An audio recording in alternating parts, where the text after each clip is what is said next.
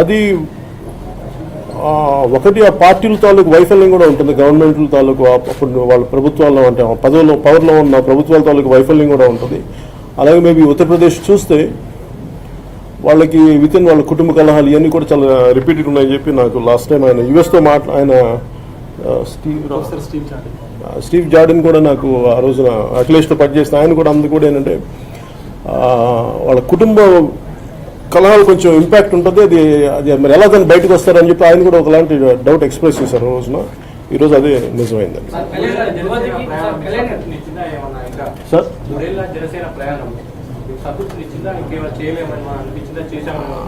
సంతృప్తి వీటన్నిటికంటే కూడా చేసుకుని అంటే మా స్థాయిలో ఎంతవరకు చేసుకుంటే వెళ్ళగలిగామని చేస్తూనే ఉన్నాం.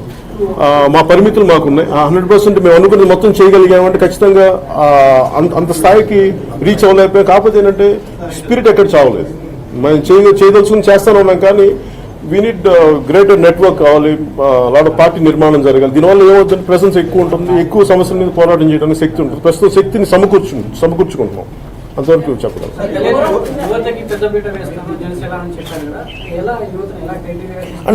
అంటే నేను ఇప్పుడు ఆ ప్లాన్స్ యాక్షన్స్ ఇప్పుడు నేను చెప్తే ఏమైపోతుంది, నాకు పత్రికా ముఖంగా చెప్పగలిగేది కాదు, మీడియా ముఖంగా చెప్పగలిగేది కాదు. నాకున్న అంటే జనసేనకి అట్రాక్ట్ అవుతుంది చాలా కొత్త తరం యువకుల్లో నాయకత్వం ఇష్టమైన యువత. సో వాళ్ళందరినీ మాకు ఎలా బయటికి తీసుకురావాలి, వాళ్ళని ఎలా ఇంటరాక్ట్ చేయాలి, వాళ్ళని ఎలా ప్రొజెక్ట్ చేయాలి అనేది మాకు కొంతమంది లెక్చరర్స్, ప్రొఫెసర్స్ కూడా వాళ్ళ సలహాలు తీసుకోవడం జరుగుతుంది.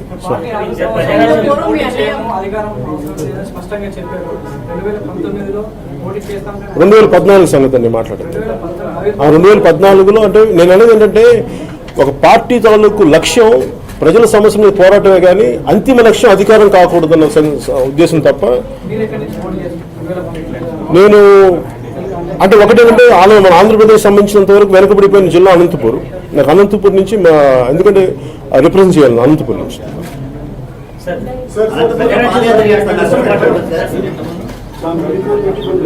Sir sir please please. My question is, it's been 3 years since you formed your party. Congress is almost dead in AP. So is there any possibility of your brother coming out of Congress and working with you? Are there any efforts from your side in that direction? లేదు sir, అలాంటి ఆలోచన నాకు లేదు, ఆయనకు కూడా లేదు. So we are two independent people and మా ఆలోచన విధానం ఒకటే దారిలో కలిసి నడవాలి.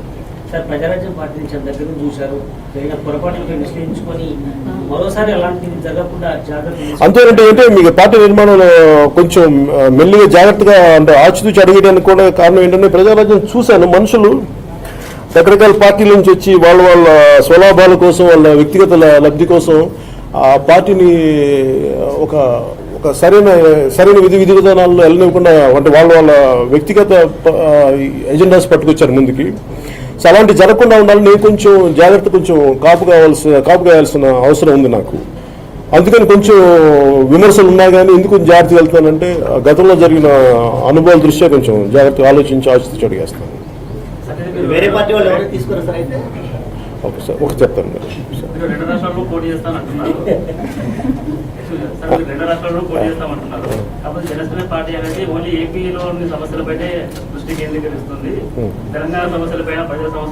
లేదు మొన్న మీకు స్టార్ట్ చేసిన తెలంగాణ నుంచి మాకు మీరు తెలియాల్సి నేను చాలా ఎక్స్టెన్సివ్గా నేను తెలంగాణలో తిరిగాను పిఆర్పి టైంలో.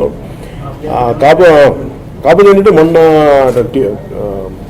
లాస్ట్ టైం మన కార్పొరేషన్ ఎన్నికలకు కూడా నన్ను చాలా రకాల ఒత్తిళ్ళు వచ్చినా కానీ నన్ను పోటీ చేయమని జనసేనకి. నా ఉద్దేశం ఏంటంటే ఒక పార్టీ టీఆర్ఎస్ పార్టీకి చాలా స్పష్టమైన ప్రజలు మెజారిటీ ఇచ్చినప్పుడు ఆ తీర్పుని గౌరవించాల్సిన అవసరం ఉంది.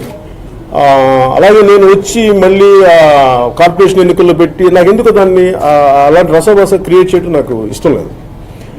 అది పరిపూర్ణమైన ఒక పార్టీ, ఒక ప్రభుత్వం సంపూర్ణంగా ఉండాలి అంటే డెవలప్మెంట్ కూడా మళ్ళీ కొంచెం అటు ఇటు లేకుండా ఒకరి చేతిలో ఉంటే బాగుంటుంది అనే ఉద్దేశంతో దాన్ని అసలు అలాంటి థాట్లో డిస్టర్బెన్స్ దేనికని చెప్పి ముందుకెళ్ళలేదు.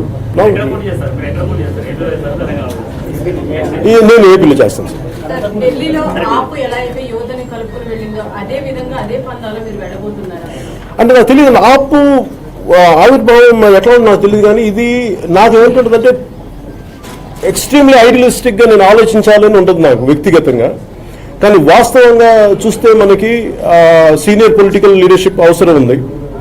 అలాగే ఓన్లీ అసలు కంప్లీట్ ఐడియలిస్టిక్ బేస్డ్కి వెళ్దామంటే చాలా కష్టం అవుతుంది. ఎందుకంటే ఎంతో కొంత ఒక ప్రాగ్మాటిక్ ఒక ప్రాక్టికల్ అప్రోచ్ ఎంత విధి విధానాలు ఎంత ఫ్లెక్సిబుల్గా ఉండాలి, అట్ ది సేమ్ టైం మన ఐడియాలజీ నష్టపోకుండా ఎలా ముందుకు తీసుకెళ్లాలన్నది ఆలోచన.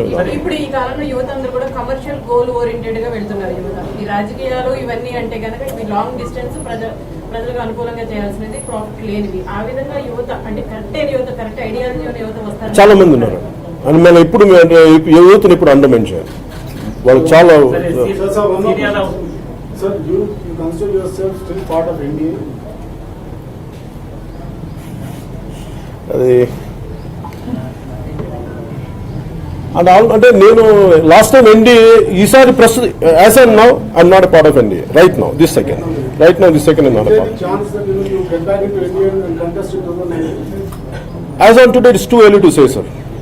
As on now, but for me, right now, because ఎందుకంటే వాళ్ళ సైడ్ నుంచి నేను ఎలాంటి పదవులు తీసుకోలేదు. నేను వాళ్ళకి ఏంటని నిస్వార్థంగా చేసింది ఏంటంటే, మీరు ఆంధ్రప్రదేశ్ స్పెషల్ కేటగిరీ స్టేట్స్ ప్రత్యేక పరిస్థితులు ఉన్నాయి కాబట్టి ఆదుకుంటారు, నిలబడతారనే ఉద్దేశంతో నేను ఎలాంటి ఆశించకుండా చేశాను. అవి నెరవేర్చినప్పుడు నేను వాళ్ళతో ఎన్డీఏతో ఉన్నాను అనుకోవడం అది ప్రజా వ్యతిరేకమైన ఆలోచన విధానం అవుతుంది. అందుకని నేను దానికి ప్రభుత్వాన్ని ఎట్లా చూస్తారండి? అంటే మీరు ప్రత్యేక రాజకీయ పార్టీగా పోతున్నారంటే ఇప్పుడున్న ప్రభుత్వం పైన మీరు స్టాండ్ ఎలా ఉండబోతున్నారు? మీరే ఒక పార్టీగా పోతున్నారు. అవును సార్. నాకు ఎలా ఉందంటే తెలుగుదేశం పార్టీకి సంబంధించినంత వరకు మేము కలిసి పనిచేసాం. ఈ రోజుకి నేనంతా వాళ్ళ అనుభవజ్ఞులు చంద్రబాబు ముఖ్యమంత్రి గారి తాలూకు అనుభవం కావాలి అని ఉన్నాయి. కాబట్టి ఇంకా వెళ్లాల్సినంత రీతిలో ప్రజలకి సరిగ్గా అందట్లేదు, పాలసీలు ఇంకా ముందుకు తీసుకెళ్లొచ్చు, బలంగా తీసుకెళ్లొచ్చు ఉంది. కాకపోతే ఏంటంటే నేను ఒకళ్ళ తాలూకు అనుభవాన్ని మేము చాలా sudden I can't believe it.